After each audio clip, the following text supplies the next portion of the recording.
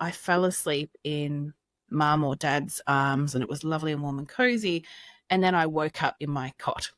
So Yes. that kind of shock Yeah. of that is Yes. pretty upsetting. And often older babies and toddlers start to think, well, I'm just not going to fall asleep then because I know what you'll do. You'll put me in my cot when I'm asleep. And then I'm going to wake up with a big fright, wondering how I got there. And I really, really don't like that. So often Yes. once they've adjusted to falling asleep in the cot, they're no longer waking up in this kind of frazzle multiple times per night. And Yes. they kind of trust you then. They know Yeah. you're not going to try and sneak them anywhere. And I think Yes. that's a really important thing for building a strong Mm. parent-child relationship is that they really trust, in what you're doing and that you're not going to try and kind of sneak them into the cot when they're not expecting. Because we do see some Yes. babies and toddlers who fight sleep, really fight it because they just think, I'm not going to sleep because I know what you'll do. Yes. Yeah, Yeah. absolutely.